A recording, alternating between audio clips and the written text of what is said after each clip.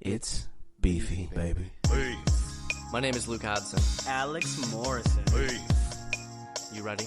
I'm ready. It's a movie podcast. hey, Let's get it. hey, Grease-soaked mess. It's a movie podcast. hey. Rated PG-13. Hey, Your mom didn't make that casserole. beef. That was a disgusting sound. You think so? Yeah, I didn't like it. Well, it was a delicious taste. It smelled like the reverse way of a wet shit.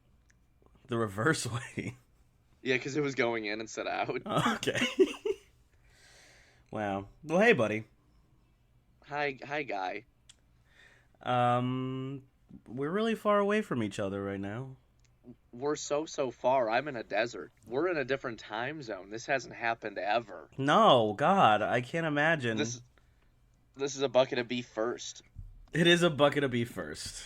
I know our mind meld is waning. I keep feeling your thoughts from 2 hours in the past. Or in the future. I wake up in the middle of the night screaming, and I wonder if it's because you're kicking your feet or something, or like.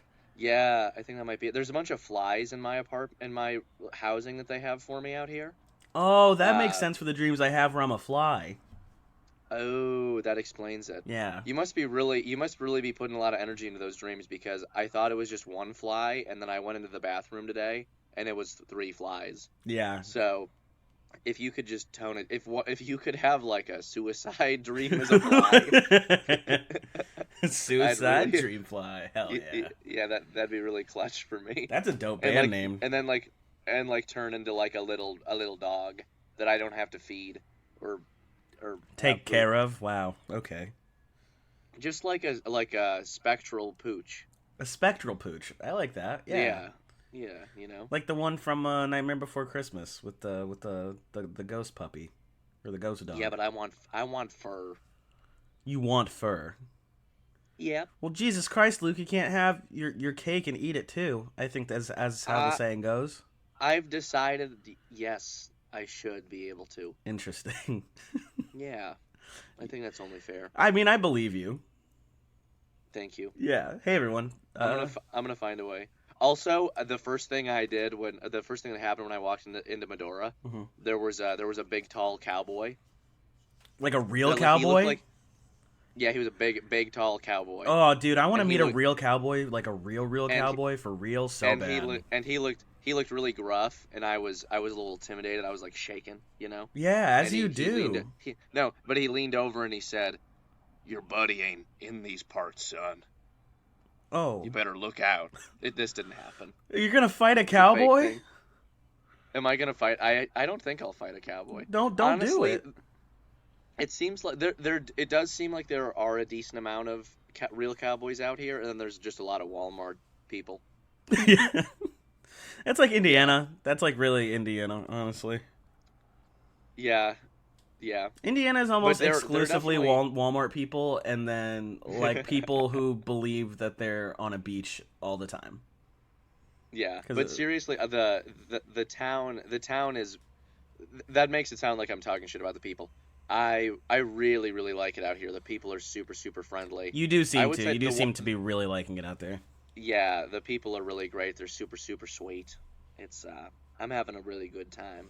Good. And the Walmart people that I see aren't in the town of Medora. They're when we go shopping at the Walmart that's an hour away. Do you it's like the also only- hear like the the little only accent you're grocery giving? store. I'm giving a little accent. Do you hear it at all yourself? I've been kind of slipping into a little bit of a slight Alabama accent, because that's an accent I have to do for the show. I need you to have a wall there. To have a wall. To have a wall, like build a verbal wall, like a wall that's verbal, like a. Oh, you don't want me to bring my Alabama back out there. You better not. I better leave it where I found it, son. I feel the metaphorical chains wrapping around my ankles when that happens. I'm sorry. I can speak like this. I'll speak like this, maybe. Does this make you feel bad? Like this, remember. Is this better or worse? It's better. Yeah. I like that. All right, we'll talk about this then. How we're, Okay, maybe don't. Maybe don't. what kind of movie did we watch today? Oh God, I take it back. Don't do You it. don't like it? God damn it. Hey, okay. Hey everyone, welcome to the 28th episode. It is the 28th episode of the Bucket of Beef Show. Bucket of Beef Show. My name is I Alex. haven't done that in a minute. You haven't? My name is Luke. That's it. Full stop. There was a lady I met earlier, like a few days ago. She's like, my name's Lana with a capital L, and don't you ever forget it. Damn. And I'm like, maybe I should do that for Luke. Maybe you should have like a whole little intro. Yeah, my name is Luke with an italic L, and you'll remember me. How's that? You like that one? I like that. Yeah. Yeah. My font text is blue. Oh, that's a good question of the day. Like for real, what would your font be? What's your font? My font? Your name font, name color. I gotta look up little fonts now. I'm not gonna look up fonts. I'm just gonna describe my font. Yeah. I want my font to be like spray paint on a wall, but metallic, but like Nice. also like brazed, you know? And I don't want it to be bubble letters. I want it to be like hard lines, but still like clearly super artsy. Yeah. Yeah. I like that. I think that makes sense. And the colors would be oranges and blues and purples. Nice. I dig that. Yeah. Okay, your turn. I gotta think of my color. So I think I would be like just a good old fashioned like typewriter writing. Okay. But there are like errors in the manuscript, and the person was too lazy to like do like the whole like white over and then retype. So some letters are just crossed out, and there's like a chicken scratched handwritten letter Okay. above for the correction. Makes sense. I think that's me. And then what's the text color? I'm feeling just kind of brown lately, you know? Just like a little beige. Beige is different than brown. Beige is like lighter. Yeah. If you're gonna say you're brown, you better be happy about it. Cause I'm brown every day, dude. I wake up in the morning, and you're joyful. I don't know if I'm joyful, but I definitely wake up in the morning and I'm like, you know. Every morning. Every morning, I go. I think I stopped doing that when I turned 19. I feel like I'm just starting to do it. So I wonder now if I it's... just wait. Sorry. No, go for it. You wonder if it's what? I wonder if it means I'm peaking right now. You know? I don't think you're peaking. I think you're just happy. Occasionally. Good. I'm glad. Whatever. Suck a dick. Anyway. Whatever. You're talking to me. Tell me to suck a dick. Yeah. Come on. Yeah. Come on, son. Come on, son. But I also have an additional question of the day. I saw this TikTok. I don't know how much you want to engage with it or not, how much you don't want to engage with it or not. And this could potentially be long-winded, which I'm okay with, but I kind of like the candid talking we do at the beginning of this right now. Or recently, I should say. I saw this TikTok where someone was like, okay, they're rebooting the MCU or Star Wars, right? Okay. What are the first 5 films that you would put out to jumpstart your universe? Oh. And you can pick either Star Wars or Marvel. I figured you would have better knowledge of the Star Wars thing. Oh, they have to be I can pick Star Wars? You can pick Star 5 Wars movies? or Marvel to like jumpstart your universe and like get people interested, Star Wars entertained. for sure. You know. I would do Star Wars. Yeah, I would easily do. So much great stuff is already made. I would do some of the Star Wars: The Old Republic stuff. You would start with the Old Republic. Oh, easily. Yeah, I would do like early ages of. I would do like a Darth Revan, Darth Malak kind of storyline, where like in the first episode they're like Jedi. You don't know who any of these people are, but I do. I know them deeply. Yeah, I would do like one on them. I would do a trilogy based on them, which would be fun, I think. So I so would so, do so you're doing a trilogy first? yeah. Okay, so there's 3 movies. You only get 2 more. No, I know. And then I would do a spin-off series of Exar Kun, who is this like Sith leader guy, and then I would do another one on Darth Bane creating the Rule of Two. I don't know what any of this means, but Yeah, but it's good. it's a good jump start point for the entire thing. Yeah, I think so. Because then after that, you can go into the High Republic. You can do more original stuff. You can do more stuff from the fall of the Republic. All So that so you stuff. wouldn't touch the original trilogy until way further down the line. Absolutely, because it's been fucking beat to death. That's fair. So you give And it the last- some space to breathe. Yeah, absolutely. We need a fresh spin on it because everything that happens now is just like a fan fiction of what people wanted. You know what people imagined was like the good stuff of the original trilogy, and so nothing's actually being like nothing's creative in that universe anymore, unfortunately, except for I would say like some of the streaming TV content. That's real. There's some good stuff there for sure, but the movies, like, there was like not, I don't know, I didn't find the sequel trilogy to be remotely imaginable. Like, Yeah. you know, hmm it was just a retread of a lot of other stuff that in a lot of ways was inferior to the original work. Interesting. Okay. know? Yeah. Not that, you know, there weren't talented people who worked on that, obviously, but it was just bogged down by, you know, people being timid, like the studios being timid about what new things they could do, and then Like you what know, people just would like kind of grasp onto. There's never really. yeah, I think just like a general lack of care of, and even of just like continuity, like the whole sequel trilogy just feels like a fan fiction, like separate fan fictions with the same cast of characters. Yeah. There's Yeah. like no unity to the story at all. Every time I try to revisit Star Wars, I have a harder and harder time. I wish I see, and it was good when you were here and like the like you kind of were like you should maybe check this out. And I think I've talked about this on the podcast before, but I definitely Yeah. I feel like I just need the right content to start from because I remember really liking the what's the one Rogue One. I liked Rogue One a lot. You would like Andor. We should watch Andor together. Okay, we'll watch Andor. If you liked Rogue One, you'd really like Andor. Andor's like basically like a prequel television series that leads up to Rogue One. But even then, though, it feels like a lot of the properties, like, they lead up to the same specific moment of, like, because Rogue One is about the Death Star, right? Yeah, Rogue One leads up like straight into the original movie. Okay. Basically. Yeah. Okay. Okay. Well, I was thinking because like I saw this TikTok and I know what I would start with.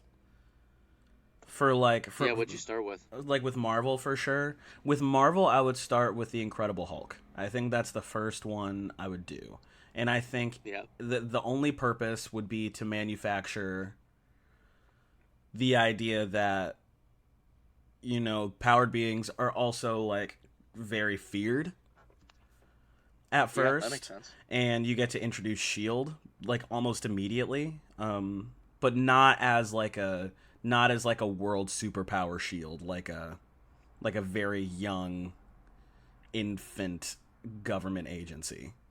Yeah.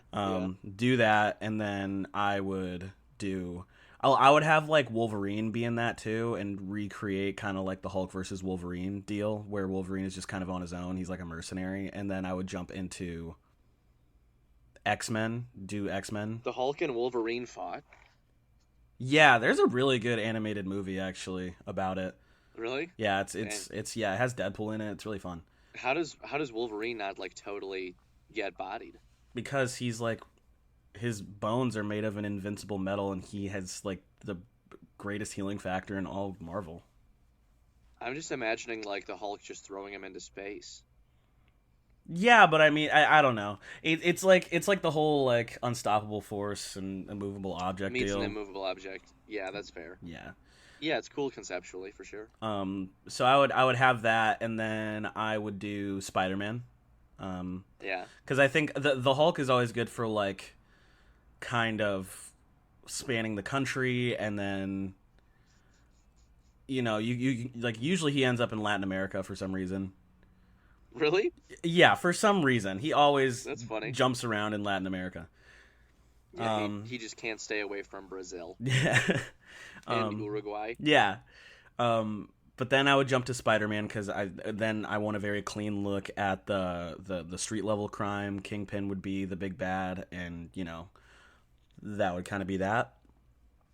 Yeah. And then and like Spider-Man, oftentimes it's always like friend or foe, he's a menace, whatever. And like people comparing him to the Hulk, like these superpowered beings, whatever. And then I would do X-Men, where it's like another deal, and because I never thought it made sense that you have all these like superpowered people, but you just hate the X-Men. They're like they're mutants. And yeah, that's very true. I want to make it make sense. You know what I mean? Yeah, definitely. So then X-Men would happen. There would be kind of a nice. They'd save a bunch of people. People would kind of start getting okay with, superpowered people. Then I would do Fantastic Four, because I want to introduce, by the fourth film, the big, big, big bad, which is Doctor Doom, who will not be the main villain in that one. Probably be Galactus. But we'll introduce Victor Von Doom in that. You wouldn't just throw Victor Von Doom into the Incredible Hulk in the first one. No, Just no, to have him. no. Just cause. Yeah. He's like the leader of S.H.I.E.L.D. or whatever. And we're all like, What if his "Oh." first name is like Jerry Jaharda, and then he changes his name. Jerry Jaharda? Yeah, to Victor Von Doom. And Like, the okay. post credits is him going into a courthouse being like, I'd like to change my name. Yeah. Da, da, He da, has da, da. he has like a really shattering breakup. He's like, who am I without them? Yeah. So Fantastic Four would be the fourth film in my I dig it. Marvel Cinematic Alex Universe MCAU. And then my fifth film I would do my fifth film would be Black Panther. Nice. And it's like a similar kind of thing where like I would do a 1940s Black Panther where it's like King, it's not T'Chaka, but it's like one of his like grandfathers. And I'm kind of stealing this. Cool. I'm kind of stealing this one from the TikTok guy because I thought it was brilliant. Where you use him and then he decides to secretly go out into World War II and fights alongside Captain America. Oh, that's cool. I like that concept. Yeah. So I think those are my 5 films in order. That was 5, right? Did I miss one? No, that was 5. Yeah, okay. I did Incredible Hulk, Spider-Man, X-Men, Fantastic Four, and then Black Panther. Yeah. Yes. Yeah, I think those are my 5. And I think That'd be cool. You could have some like desert stuff in like North Africa against the Nazis. Oh, dude, it'd be cool. so cool. Yeah. So yeah. And you know what? I'm okay with there being racism. Yeah. I'm okay with as long as I get my film. No. I'm okay with there being racism just to make it more accurate, Yeah, I think that's fair. I mean, I think the Nazis had a little bit of a race issue, I think. Yeah. Really? Wow. That's like I think historically so. accurate. Yeah, a lot of people I think don't really acknowledge it, but God. Okay. All right. That was fun.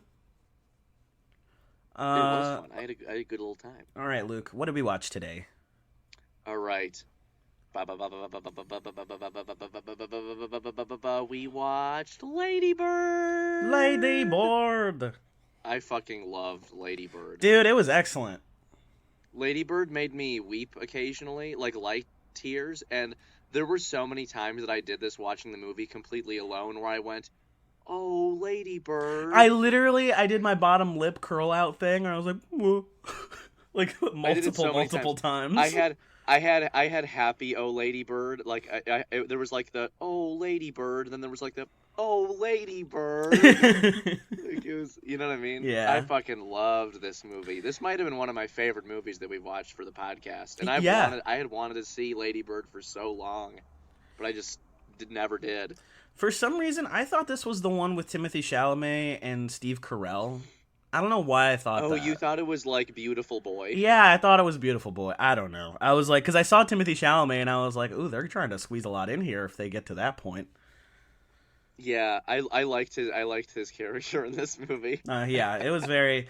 God damn, dude, this was so a total accurate cock, to dude. Metro Detroit High School. It was Yeah, yeah. remarkably accurate. And then they were playing. I'm pretty sure it was Dave Matthews, right? I think so, yeah. I was like, this is kind of eerie, dude. That's funny, dude. Yeah. Um, Do you want to go off of like just like favorite moments? Do we need to, do you want to do a synopsis for it? Like, we should probably just do a quick synopsis. okay, do you want to just do a quick synopsis? Yeah, I Or do don't. you want me to do it? Whatever. It doesn't matter. I can just. I'll just talk about it super quick. Yeah, go for it. Sure. Lady Bird is a movie about a young girl named Lady Bird who is Real name Christine. real Her given name. yeah, Christine. her given name Christine, who is is finishing her high school career and is trying to decide who she is and who she wants to become. And all that kind of follows that. It's really as simple as that. It's not like an incredibly long-winded synopsis. It's just about a girl trying to do so many things and learning all along the way. There is a lot to do with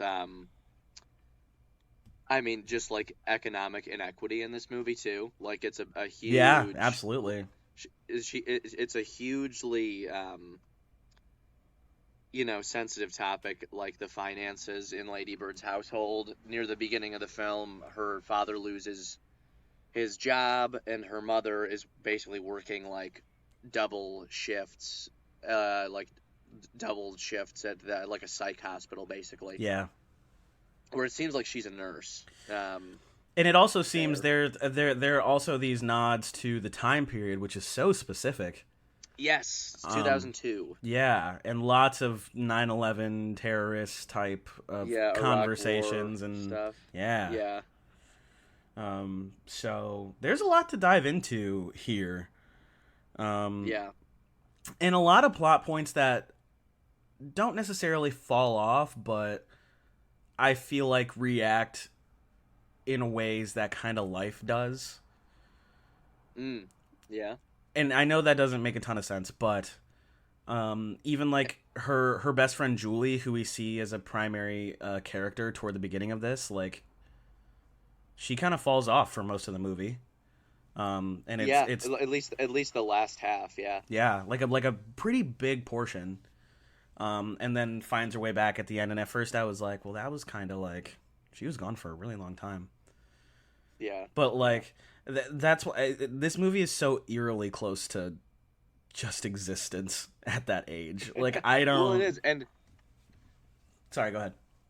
no, go for it. I was interrupting you there. No, I mean there are lots of moments like that. And Lady Bird herself is such an interesting character. We start off the beginning of this movie with this argument with her mom and how quickly it just takes a turn like that. Yeah. I thought was like, yeah. Well, but I also I just love how quickly that scene takes a turn. Like they're having a great time, like it's going like super well, and then all of a sudden it's just like I can't even remember what their argument was about. Was it about schools or was it something else?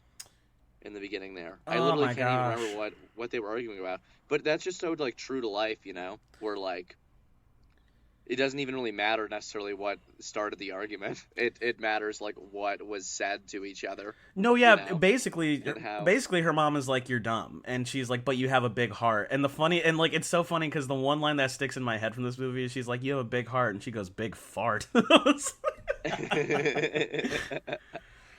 I was like, Lady Bird hitting the zingers.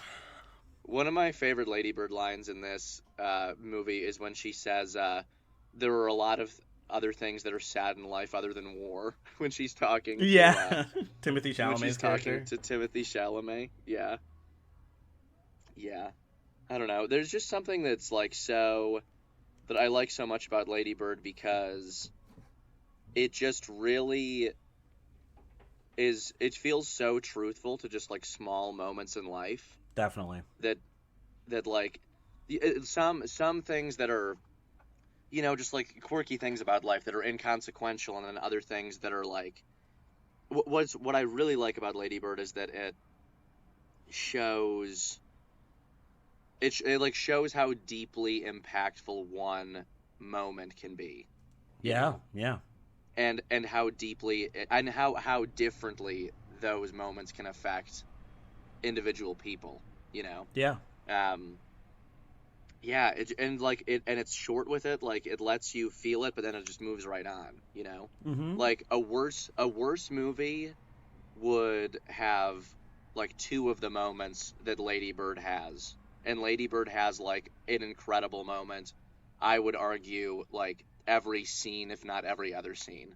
Like whether it's something like just quirky uh or like thoughtfully placed or like deeply touching.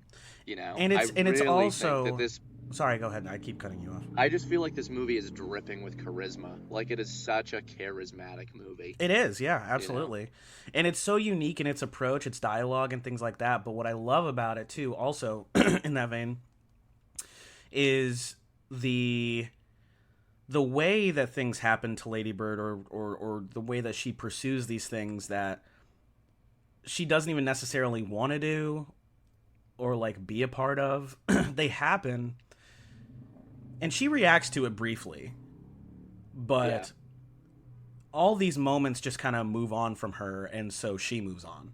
Like we don't linger on things too often, and when they come back it's like okay and fine and happy for the most part, you know what I mean? Yeah, for sure. Like one of my favorite moments Jesus Christ, is when she finds out that her first boyfriend in the theater department is gay. Yeah. And like a bunch of time goes by, it lingers for like half a second, and he has the moment where he's like he can't tell anyone, he's crying in her arms, and then at the end they're friends, and it's lovely. Yeah, I loved that scene where they're like also, let's just talk about like Lady Bird is just like a vessel for like the pain of those around her in this film too. Yeah, absolutely. Like she's just like, and like she's pretty sad at a few parts of this movie too. I mean, her whole senior year is incredibly existential. I also do want to say the way that Saoirse Ronan looks at her gay boyfriend before she knows that he's gay, like for the first time, like when they're laying out under the stars, like for the first time. Yeah. Oh, so precious. Oh my god. Everyone deserves to be everyone. Like that. Oh my god. I was like, can someone look at me like this, please? Luke, I look at you like that every day. No. My buddy. We'll be like, look at the stars. That one's name is Jonathan. That one's name is Toot. But yeah, I my favorite relationship is with her mom. It's so fascinating. Yeah, dude. I can't remember the actor's name. I have it pulled up. It's Laurie Metcalf. How did I forget Laurie Metcalf? Jesus Christ. Incredible. Because it's like their forms incredible. Their forms of judgment. It's like it's so fascinating and honestly very close to home for me in the But yeah, also I'll say this, I've seen so many mother-daughter relationships like their relationship. Oh my god, yeah. Like it is so eerily accurate. Yeah. And it's like the passive aggressive judgment, and then the parent who just can't see past their own biases and has such a hard time listening, but at the same time like and it's the same thing. Like, everyone around Lady Bird is like, she has a big heart and she loves you and all this stuff, and it's like, well, Jesus Christ, why doesn't she act like it? But it's like, and they can be both so cruel with each other. yeah, And, so like, cruel. Also, that scene where I can't remember what stirs this on, but her mom's like, "Do you have any idea how much money we've spent on you and your brother?" And she's like, "Put a number on it." Yeah, yep. She's like, "Give me a number." I love that scene so much. It's fantastic. And then the way that they set it up, where her mom's writing, everything in the notepad down at the end, and like when I was watching it for the first time, I'm thinking, oh shit, is this bitch actually writing, like, gonna give her a number? Yeah, I before thought so she goes too. to Yeah, school, yeah. And then obviously, she opens it up and it's like everything that she wishes that she had the courage to say to her daughter, basically. Which also, Um, God bless her father for that too. Yeah. Man, oh, her dad is just God. He makes Good. my heart sing. He is a good fucking father. Good dad. He was such a good dad. Yeah. And Such a good dad. really a nice foil to the mom, because I mean, they're both so necessary. Yeah. Um, Yeah, and I love like the one scene that he got, like, on his own, where he goes for his job interview, and it's like just clearly not working, and then he comes out and his son is going in for that interview too. Like, what a just like, I just love that. you know? Yeah, yeah. I really, really like that. And that he's the type of person where he's like, it made me feel good watching that, because I'm like, this is a father that is going to be so proud of his son for getting this job. Yeah, Like, yeah. there's not a degree of selfishness to this man, Yeah. Like, he's like, Lady Bird, you wanna go to the school you want to go to? We'll refinance the house. Like, that's crazy. That's is. like that's not a nothing decision, Yeah. And he's just all there for it, And then even the like and then you do have the moment of foil where the mom is like, "Well, you don't let him take you to school. You don't let him get," and he's like, "Don't do Yeah. that." And like how much pain he hides, and how much the mom is like, "Well, I have to stand up for him because he's not." And it's like, let's just all take a breath. Let's just all breathe for a second. Yeah. And it did really break my heart when she was like, "I'm just gonna drive off from the airport." I know. That whole scene when she's driving and she's like holding back tears, but like also like so happy for Lady Bird at the same time, and it's just like, every relationship in this movie is so great. The relationship that Lady Bird had with the nun that the nun was Lady an Bird MVP put, like, just character. married Jesus. Yeah. Yeah, she was so good. The just married Jesus nun. Yeah. And, like, when she's talking to her about, like, I think you really love Sacramento. Like, and that one line, too, like, what is love if not paying attention? Yeah. That's not exactly how she said it, but that was the sentiment of it. Yeah, just so good, man. Yeah. So good. And like Lady Bird really comes off as like a really good character. But there are like the two moments. No, I know there are quite a few moments, and it's all just in acts of rebellion, where like she tries to become friends with that popular girl, and is like, "Oh, I live in this really nice house," and then like her friend Julie gets kind of shoved off to the side. Yeah. I love the way this movie treats discovery for young people. Yeah. How It's- so? Because I was that kid. I feel like we all were that kid. Like, I remember trying so hard to win the affections of certain people, and like it wasn't until, I mean, it didn't last long. But then, okay, I'm gonna get into it a little bit. First couple years of high school for me were so rough, because I didn't know who I was. I didn't know what I liked. I was dealing with a lot of grief and pain, all this stuff, and I was willing to do whatever was necessary to make sure that I fit in to something, anything. Yeah. And I didn't even really see it as like trying to discover myself. I was just trying to mesh, And then like Yeah, just trying to fit in with the crowd, basically. yeah, and it literally I was not trying to be better. I wasn't sure, you know what I mean? Just Yeah. and so and then I did theater, and then which is so funny. I'm sure for both of us there were a lot of fun things in there for the theater crowd. Yeah. Oh, dude, when the football coach comes in, dude, no. oh, he's like, these thick lines. This is you guys singing. Do you know You're that? gonna Do you know sing, they? sing here and then?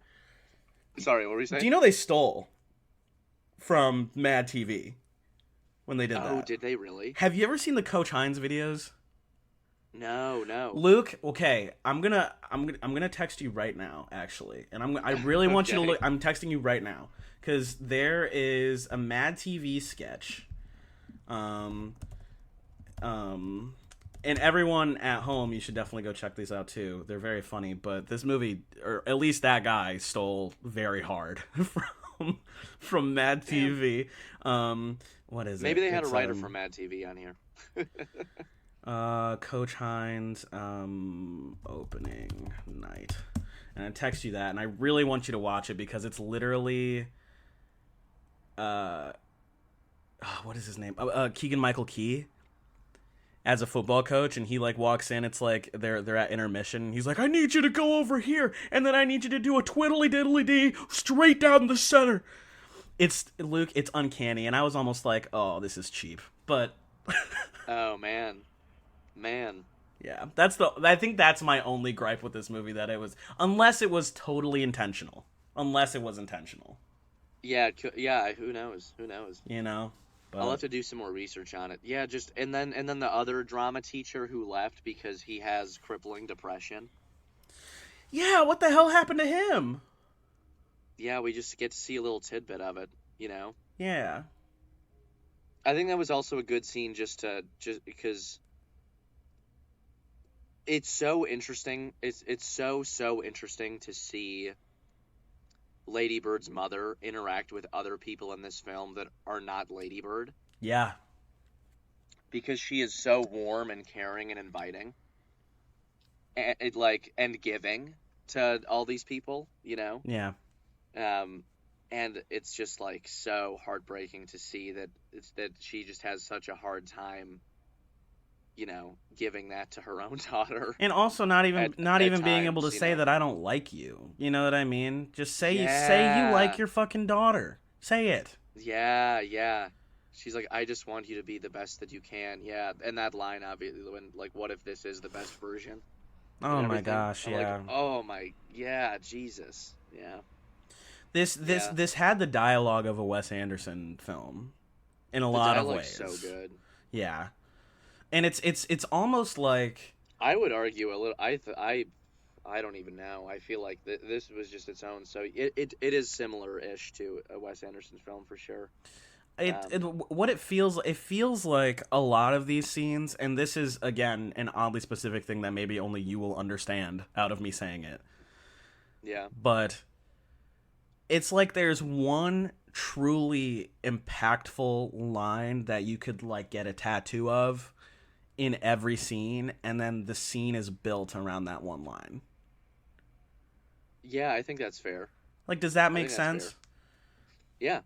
But I and totally like agree and with like that I don't know how that sounds coming off, but like it's a really cool thing, I think. Yeah, it is. It is. The language in this movie is really fucking powerful. Yeah. It's very, very good, and like every actor's incredible. Saoirse Ronan is like, just so good in this movie. Everyone's incredible in this movie. Yeah. Yeah, it's just great, and it has such a unique spirit and energy to it. Yeah. It's just so like individually its own. Absolutely. And it's even more of a And testament. Greta Gerwig directed this, didn't she? Yeah, she did. Yeah. Did she write it too? Greta Gerwig is so good. We should honestly just have a Greta Gerwig stint on the Patreon. Yeah, honestly. I'm just going to see who wrote it. Yeah, it was written by Greta Gerwig, I too. think Greta Gerwig writes all of her own stuff too. Like, that's awesome. crazy. But what I forget that she's also married to Noah Baumbach. Who's Noah Baumbach? What a power couple.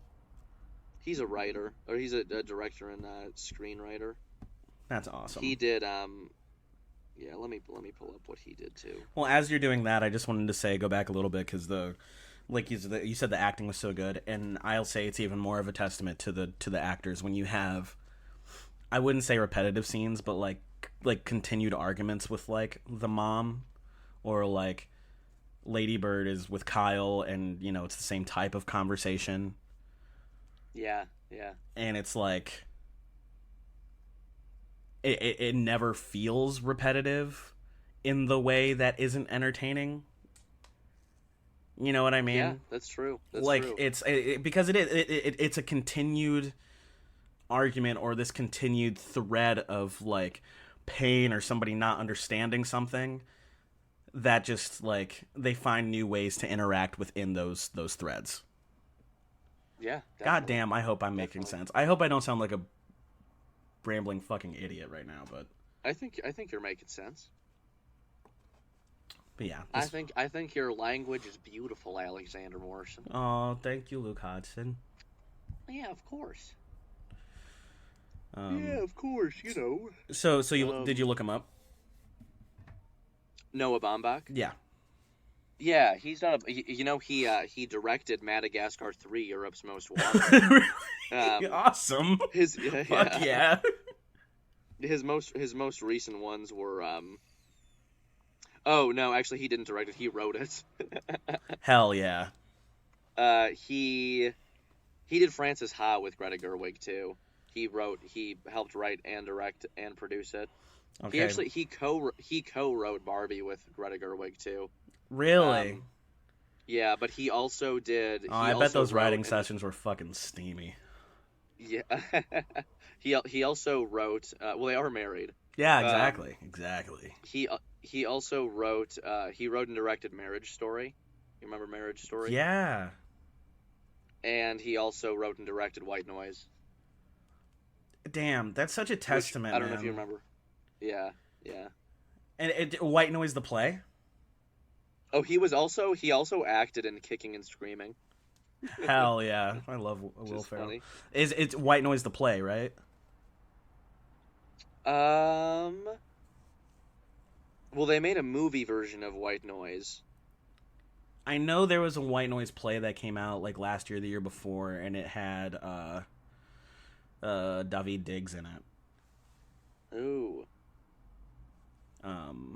But yeah, I don't know if, because to my knowledge, White Noise was based on a book, but maybe it is based on a play.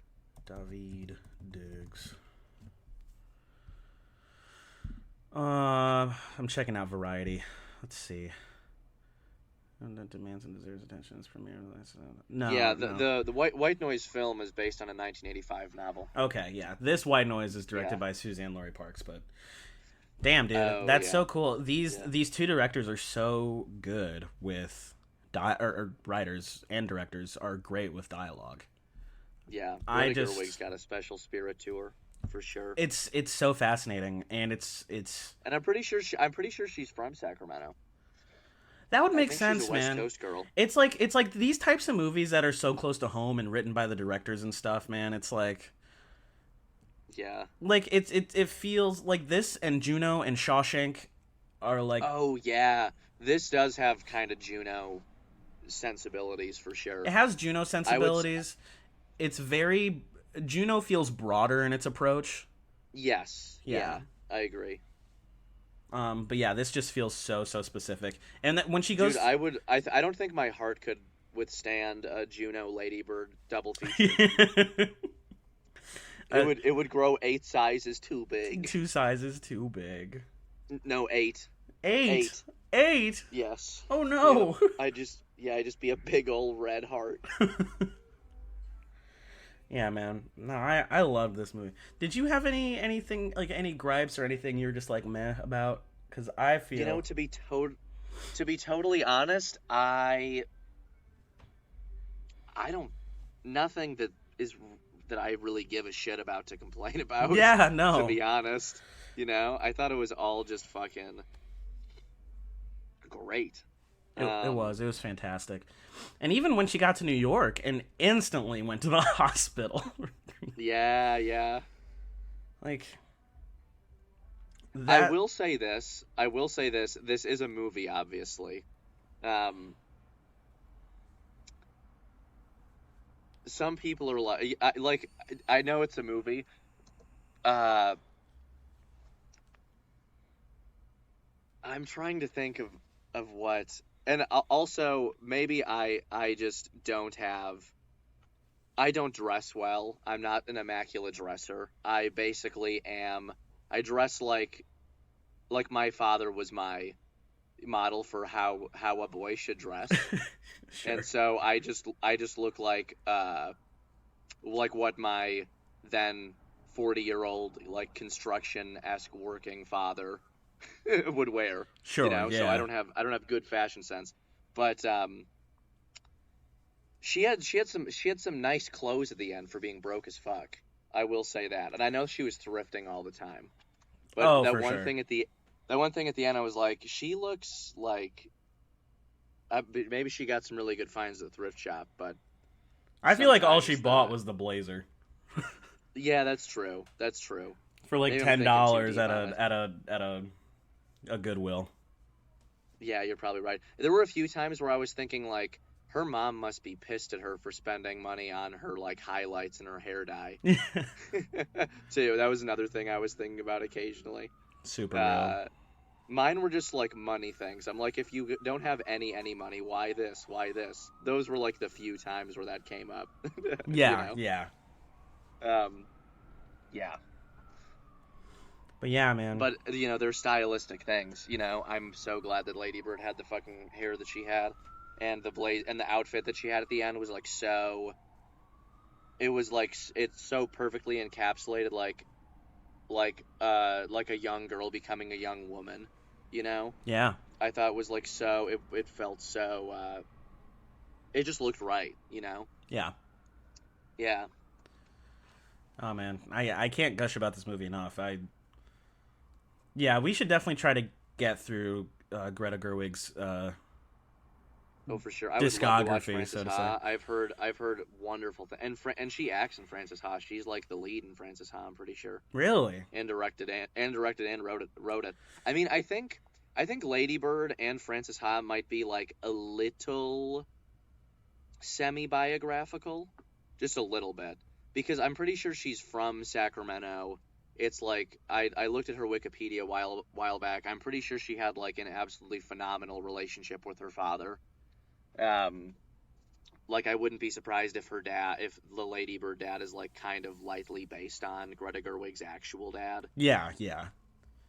You don't get Greta that Gerwig specific with the relationship unless you understand it. You know what I mean? Yeah, Greta Gerwig also, she moved from the West Coast to the East Coast to go to school on a scholarship, and was a dancer. That's what like Frances Ha is about, like a late 20-something dancer, like finding her way in New York, basically. That's exceptional. So, yeah, which is just like, you know, write what you know, and That's what they say, right? What you know, man. Magic happens. yeah, and she's fucking good, dude. She's so good. Barbie was I loved Barbie too. I haven't seen Barbie yet. I haven't seen Little Women, the Little Women that she directed. I'm sure I've seen clips. I've seen pieces of it. Yeah. But I guess that's the this only, movie that's the only though. really adapted thing that she's done. Yeah. This Well, I guess I wouldn't say Barbie's adapted. You got to start from scratch with that. Yeah. Anyway. No, but I feel like even just watching this one, like it feels. This is one of the very rare few moments in modern day cinema where I'm like, oh, we're currently witnessing like a great. yes, like, exactly. Just a great. Yeah. You know. Yeah. Which is really, Yeah, really cool. I would call Lady Bird. Oh, Lady Bird's pretty damn close to a masterpiece in my opinion. Yeah, no, for real. I really fucking liked Lady Bird. I'll just start off by saying this is gonna be my first straight bucket of beef. Oh, really? Yes, I think this is Dang. my first straight bucket of beef. It feels so close to home. The relationships are so real. The performances are excellent. The moments that were left out are purposeful and feel so real. I couldn't get enough of this character. It's an open and closed book, you know? Yeah. Yeah.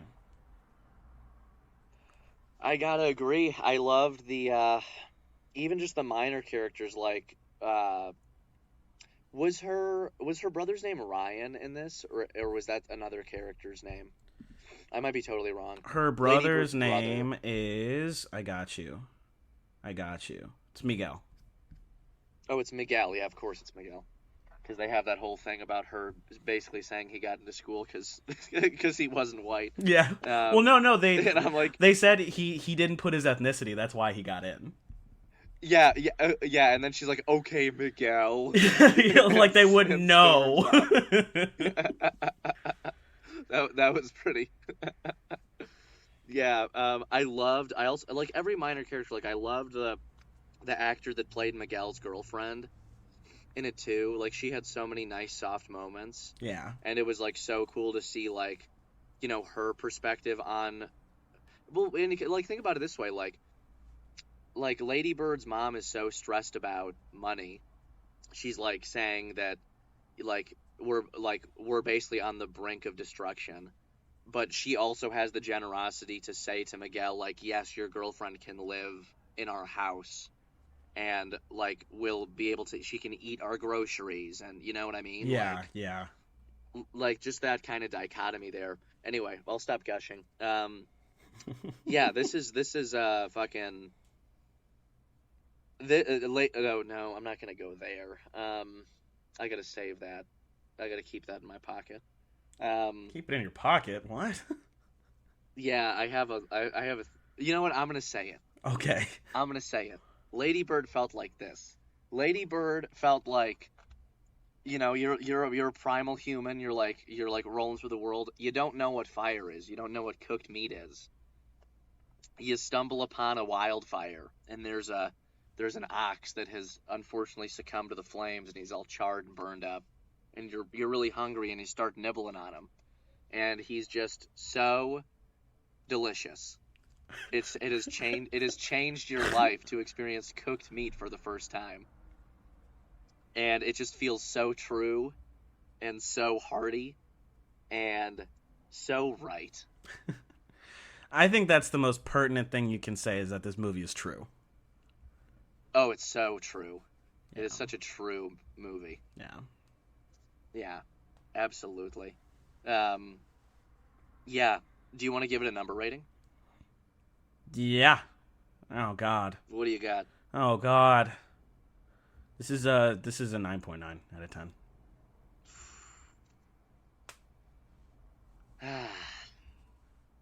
I'm scared. I'm always scared to give it a 10. Like I could. You really can't get that. I don't think I'm ever gonna give anything a 10.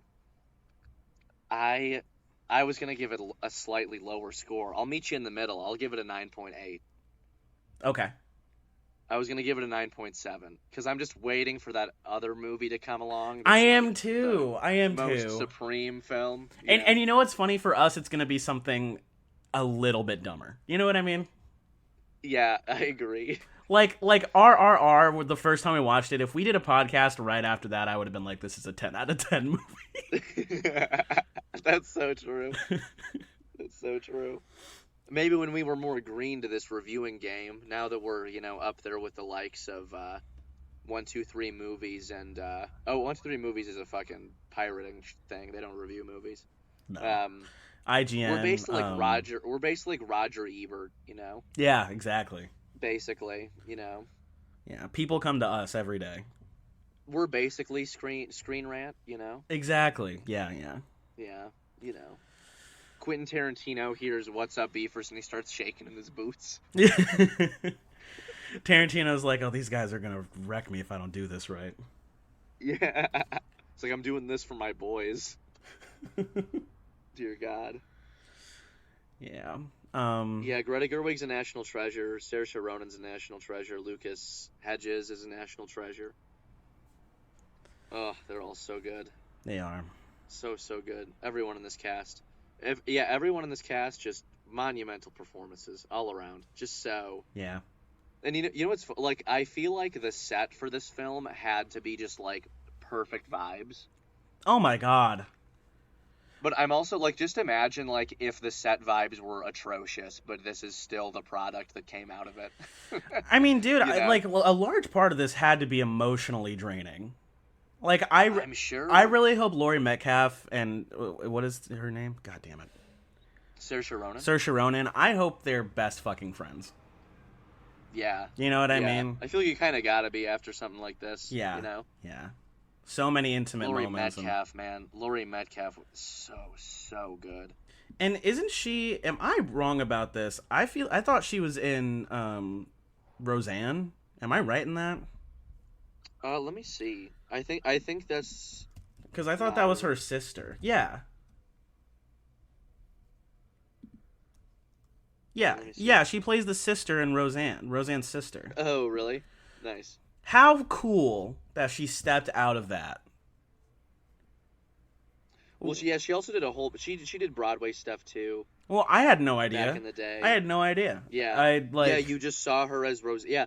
Her national attention, like when her big break was Roseanne. Yeah. Totally, you're absolutely right. So, and like that's like, I mean, her and John Goodman, man. Yeah, right. Mhm. Talk about two heavy hitters, you know. John Goodman can fucking throw it down too. John Goodman, dude, if I Absolutely no doubt about it. if I I think if John I had to Goodman put might be together one like of the a most underrated like male Hollywood. Oh, I disagree. guys. I think everyone who's ever talked about John Goodman on that scale you think is he's like appropriately rated? I do, yeah. Just because everyone who's ever talked about John Goodman, like any interview I've ever seen where they're like, "So what's it like working with John Goodman?" They're like, "Dude, Oh, you sure. would not fucking believe." I mean more in like a popular sense, I think. Like people like him from Big Lebowski, but like People like him when from people are Lebowski talking and about- Roseanne. Yeah. Yeah, I've never seen Roseanne, but I know that he was in it. But Young John Goodman was a Yeah. stud, dude. was he? I bet. He was just like a thick boy dad, charisma out the ass. Thick boy dad. Yeah. That's funny. Let's see. I gotta see young John Goodman. Good looking fella right there. Good looking man. But yes, let's do our end of show stuff. I know you got to get ready and bounce. Yeah, I do. Okay. Thank you for listening to the 28th episode of the Bucket of Beef Show. If you like what you hear and you want to hear more, make sure to check us out on Facebook, Instagram, YouTube at Bucket of Beef Show. You can also join us on patreon.com/Bucket of Beef Show, where you can get exclusive content like a horror review series, our Last of Us review series, our Power Rangers series, and exclusive voting power. Shout out to our Patreon members. We have Steven, Amanda, Jenny, Jason, Victor, Julia, Dwight, Adam, Julia L, Dina, Brittany, Olga, Rick, Nicole, Nikita, and as always, our favorite ladybird, Nicholas! Incredible. Yanecki. We love you, boy. What the fuck? I love you, boy. I love you, boy. I love you, baby. I love you, baby. So right. yeah, buddy, I know you got to get going. I love you a ton. I'm glad we got to hang out and chat a little bit. Yeah, I love you too, Pop. It's good hearing your voice. Yeah, I know you're doing great stuff out in North Dakota. For those of you that don't know, he's doing $1 Million Quartet. Out in North Dakota. And just out of Medora. just doing us proud and doing, I always say, keep doing the good work. This is the good work that we do. Thank you. So It's been a fun cast. They're all really talented. That's awesome. I hope I get to meet them someday outside of North Dakota. A lot of them live in New York. Well, then Decent amount of them. then I'm sure we'll all hang out. Yeah, that'd be fun. Alrighty. Thanks again for listening to the 20th episode. Again, my name is Alex. My name, Luke. We'll catch ya. Hit it with the My name is outro! Woodpecker. Woodpecker. Yeah, that's my name. I love it. Ending of the pod. He's a liar. He's a liar. Beef. Bottom of the barrel. Bottom of the bucket. Bottom of the bucket. Yeah. Beef. Seasoned to perfection. Divine. Too wet. Beef. It's a masterpiece, baby. Beef. Ew.